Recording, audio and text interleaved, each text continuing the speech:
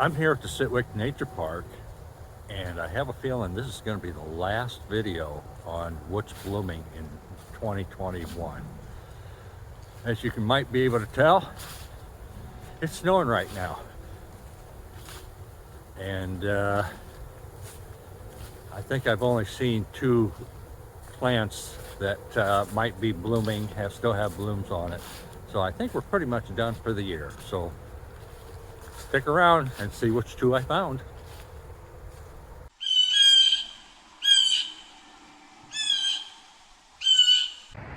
The CITWC Nature Park is located on the campus of the Church of Toledo Westside Community Church at 6109 West Bancroft Street in Toledo, Ohio. To enter the nature park, take the driveway to the parking lot behind the church.